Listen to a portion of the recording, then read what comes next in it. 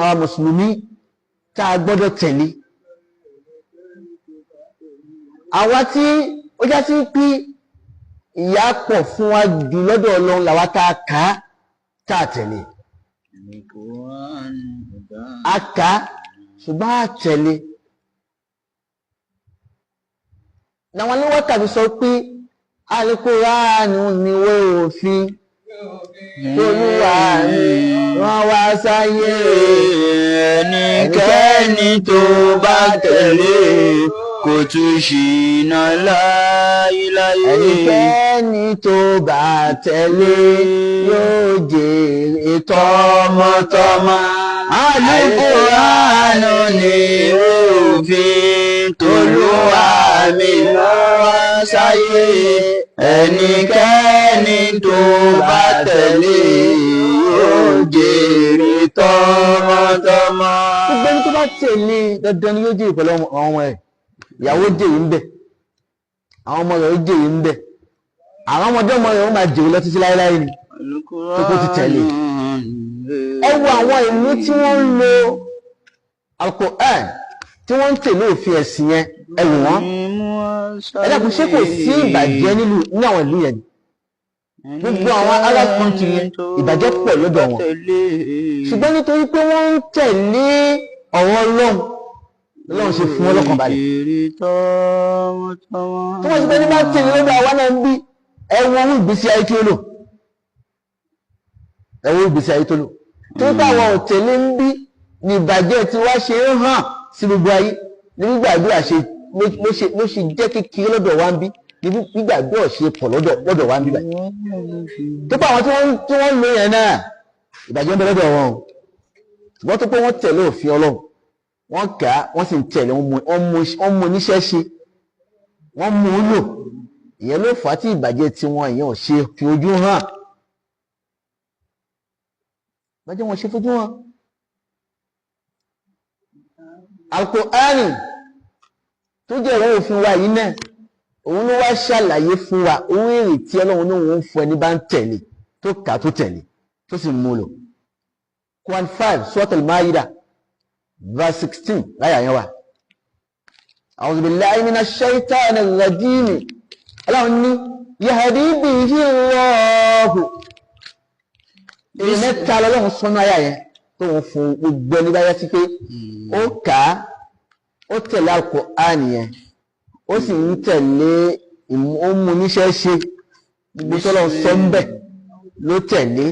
Ọlọ́run ní ká má jalè kò jalè Ọlọ́run ní ká má pawọ́ kò pawọ́ Ọlọ́run ní ká má ṣàbòsí kò ṣàbòsí Ọlọ́run ní ká má ṣe dáadáa ń ṣe dáadáa Ọlọ́run ní ká jọ́sìn ń jọ́sìn dáadáa gbogbo tí Kùránì sọ̀rọ̀ ń múlò. Bismillahirrahmanirrahim. Yahdi bihi Allahu man ittaba'a ridwanahu subula salam. ọ̀rọ̀ àkọ́kọ́ nìyẹn o. ويخرجهم من الظلمات إلى النور بإذنه ويهديهم إلى صراط مستقيم. ẹ̀rọ mẹ́tẹ̀ẹ̀ta náà nìyẹn o. wọ́n lọ lọ́wọ́ fún gbogbo ẹni báyá sí pé ó kà á ó wá mú àwọn ọ̀rọ̀ inú rẹ̀ ó mú un lò ó ń tẹ̀lé ó mú níṣẹ́ ṣe. Yahdi bihi Allahu man ittaba'a. Ọlọ́run ní pẹ̀lú Al-Qur'ani. Yahdi bihi Allahu. tí mo fi rán Ànábì wa Muhammad sallallahu alaihi wasallam. ẹ wo nígbà tó lọ́n fẹ́ fi Qur'ani yẹn náà rán ìwé mímọ́ yẹn ó fẹ́ fi rán yẹn sí wa ó wá fẹni mímọ́ ló fi rán Qur'ani yẹn sí wa kò fẹni tó dọ̀tí. ètò Ọlọ́run nágbára o. tí wọ́n sì pé gbogbo àwọn tó bá kà náà ó gbọ́dọ̀ dẹni mímọ́. ẹni tó láwọn fi wọ́n sí wa tí jà Ànábì wa Muhammad sallallahu alaihi wasallam ẹni mímọ́ ni wọ́n àwọn náà sì tẹ̀lé òfin yẹn wọ́n ti fi ṣe wá àsífà ìmọ̀yẹ wọn yẹn. Ọlọ́run ní pẹ̀lú ìwé mímọ́ tí mo fi ránṣẹ́ sí yín yẹn wọ́n ní tàbá yáàdì bí ìmọ̀nà wọ́n àwọn ta ní mání tàbá ridwanahu. wọ́n àwọn tí bá yẹ sí pé wọ́n ń tẹ̀lé òfin inú rẹ̀ tí wọ́n mú níṣẹ́ ṣe من اتبع رضوانه àwọn tó bá ti pé wọ́n tẹ̀lé wọn ká lásán سبل wọn kò ṣe pé wọ́n kà á tán wọ́n gbé السلام kalẹ̀ wọn yẹ̀wò mọ́ gbogbo àwọn àfáà wa lónìí náà gbogbo àwọn mùsùlùmí nínú lẹni tí ń tẹ̀lé ọ̀rọ̀ Al-Qur'ani mọ́ ìfẹ́ ẹni láìmọye àwọn èèyàn ń tẹ̀lé àtẹ̀lé ọ̀rọ̀ Al-Qur'ani من اتبع رضوانه especially wọ́n tó bá pẹ̀lú ẹ̀ láàfà tó bá ti lówó lọ́wọ́ gan kó máa lo mọ́tò ńláńlá àwọn èèyàn tí lè mọ̀ pé àfà nìyẹn o ǹjẹ́ Qur'ani sọ yẹn fún wa kí ló náà fi dá fáàmù Qur'ani tún ṣàlàyé yẹn náà fún wa gbogbo tí Qur'ani ṣàlàyé yẹn tó ṣàlàyé fún wa gbogbo ẹ̀ pátá òun náà ni tá a gbọ́dọ̀ mójútó tá a gbọ́dọ̀ mójútó gbogbo ẹ̀ a gbọ́dọ̀ mójútó Al-Qur'ani bí yẹn bá tẹ̀lé tí ń bẹ́ẹ̀ kò ní pòfo láyé kò ní pàdánù láyé ọlọ́run ní àwọn tó yá sí pé wọ́n bá ń tẹ̀lé ọ̀rọ̀ Al-Qur'ani yẹn yóò di ìmọ̀nà fún wọn سبل ọlọ́run tí máa jẹ́ ní tí wọ́n dẹni ìyọ́n lọ́dọ̀ wa wọ́n di ẹni ìyọ́n gbogbo àìká ìtúnmádé Subula Salam سبل السلام ọlọ́run tún fún wọn ní ọ̀nà àlàáfíà òun náà ní ìfọ̀kànbalẹ̀ wọ́n dẹni ìfọ̀kànbalẹ̀ ẹ wo àwọn ìlú àwọn Arab country ṣọ́kàn wọn ò balẹ̀ ìbàjẹ́ sì ń bẹ̀rẹ̀ lọ tí wọn náà ṣùgbọ́n ìbàjẹ́ yẹn pa mọ́ tó pọ́n tí ń tẹ̀lé ọ̀rọ̀ Ọlọ́run gbogbo àwọn ìjọba wa náà wọ́n fi wí Ọlọ́run búra fún yín ẹ̀kọ́ wí lórí àwọn lásán lẹ́ẹ̀ṣẹ́ náà ṣe yọrí gbogbo òwò tó gbé sípò wọ́n fi Al-Qur'ani Ọlọ́run búra fún ẹ òwò kò wí lórí asán wọ́n mọ̀ pé nígbà tó wí fún yẹn kò fi ẹ́lẹ̀ wọ́n ti kọ̀nẹ́ẹ̀tì wọ gbogbo tó wọ́n ti gbọ́wọ́ Ọlọ́run lé lọ́wọ́ pé fi búra fún wa wọ́n ti kọ̀nẹ́ẹ̀tì wọ àtọ́lọ́run papọ̀ ìwọ àtọ́lọ́run tó wá kọ̀nẹ́ẹ̀tì papọ̀ yẹn wọ́n wá sọ Ọlọ́run yẹn di aláwàdà سبل ẹ̀rọ tẹ́lẹ̀ yẹn lè sọ̀kalẹ̀ dáadáa kò ní náà ṣe yẹrú الله kò ní sọ̀kalẹ̀ dáadáa àfi kó gbá ọ̀rọ̀ yẹn mú dáadáa kó sì dúró tì í ọlọ́run á ju ọ̀nà àlàáfíà fún wọn tó kàn wọ́n balẹ̀ àkọ́kọ́ nìyẹn ó dẹni ìyọnu tí wọ́n ní dààmú nínú ayé kódà kó yá sí pé ní tó ń fẹ́ ò tí ì tó lọ́wọ́ tó sì wà lójú ọ̀nà tọ́lọ́ tó ń tẹ̀lé Al-Qur'ani títí tọ́lọ́ wọn fi gbé dé ààyè tó fẹ́ lọ́dọ̀ Ọlọ́run ní filẹ̀ látara tó di ọ̀rọ̀ yẹn náà mú ó mójútó àwọn èèyàn ní láṣìírí rẹ̀ wọn ní mọ̀ bí ó ní àdúgbò ní wọ́n kàn máa rí rẹ̀ tó ń lọ dáadáa ń bọ̀ dáadáa ni bá lágbájá yìí bá jáde báyìí jáde pẹ̀lú tọ́lọ́hun ni tó bá máa wọlé báyìí wọlé pẹ̀lú tọ́lọ́hun ni ṣùgbọ́n wọn tó bá ti tẹ̀lé ọ̀rọ̀ Ọlọ́run tó kà tọ́lọ́hun sì gbà fún ẹ tó ní láárí orí ẹ̀dẹ́ ní lọ́dọ̀ Ọlọ́run fún ẹ o èrè ẹlẹ́ẹ̀kì tọ́lọ́hun ló ń ṣe fún wọn ní pé wà yóò kú dùn wọn من الظلمات إلى النور ọlọ́run ní ayọ̀ wọn kó inú òkùnkùn lọ sínú ìmọ́lẹ̀ bí ìdìlìhí pẹ̀lú ìyọ̀ǹda àwọn Ọlọ́run ẹ̀rù wọn àwọn tó yá sí pé wọ́n tẹ̀lé ọ̀rọ̀ Ọlọ́run yẹn tí wọ́n mú níṣẹ́ ṣe tí wọ́n kádànù lásán àtàwọn tí wọ́n gbọ́ tí wọ́n mú níṣẹ́ ṣe tí wọ́n gbọ́ dànù lásán kó wà sí ti pọ̀ àyẹ̀mọ́ tí ń gbọ́ wà sí tó tẹ̀lé mọ́ ọlọ́run ní gbogbo wọn bẹ́ẹ̀ wọn ní jẹun òkùnkùn wọn ní ìyẹn òkùnkùn ويخرجهم من الظلمات wọn إلى ní النور sọ̀rọ̀ òkùnkùn wọn ní ìwà òkùnkùn lára ogun tẹ́ máa rí lára wọn ọ̀rọ̀ ìmọ́lẹ̀ ìrìn ìmọ́lẹ̀ ìṣe ìmọ́lẹ̀ lẹ́ẹ̀mà bá lára wọn nínú wọn lẹ́nu tó yẹ sí pé yóò ní kóhun tó jẹ́ èèyàn àti kóhun kọ́ jẹ́ èèyàn náà kóhun tó jẹ́ èèyàn ní gbé ìwé ẹni wọn kò sì ní gbé ìgbésẹ̀ wu bẹ́ẹ̀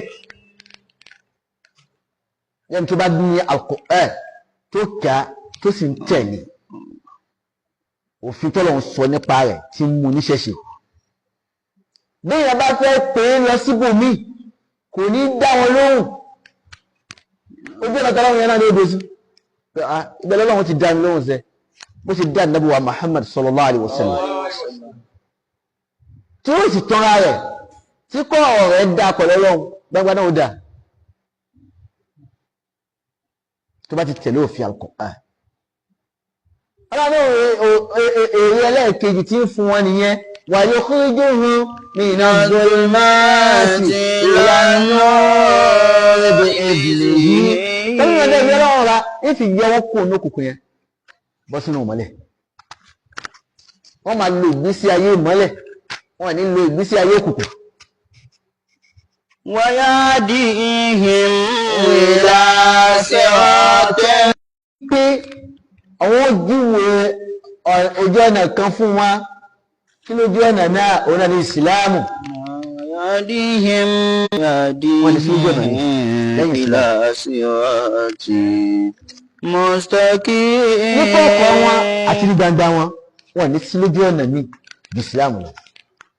Bí yàn bá fẹ́ invite wọn gan tí àdánwò àbí ìdánwò kan bá dé bá wọn tó bá fẹ́ fi ọpọlọ invite wọn pín dákun ní tó dé báyìí ò bá tún wù báyìí tí yàtọ̀ sí tọlọ́run yóò máa òun yóò tún máa ṣe wá sí pé káyì ìyí tó ní kí n lọ yẹn ṣé òun ló mú wá fún òun ni ṣe bọ́lá ló mú wá ọba tó sì mú wá yẹn ló ṣe kí ni o yóò mú kúrò ìgbàgbọ́ nù ó tẹ̀lé tó kà kò ní sí lójú ọ̀nà mi yàtọ̀ sí Islam.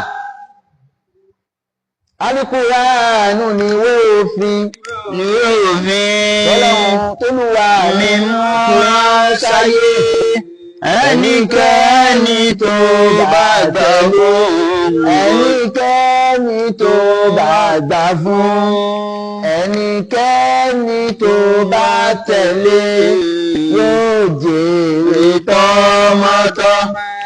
Al-Qur'anu ni òfin t'Olúwa mi mú sáyé ẹnikẹ́ni tó bá tẹ̀lé yóò jèrè tọmọtọmọ.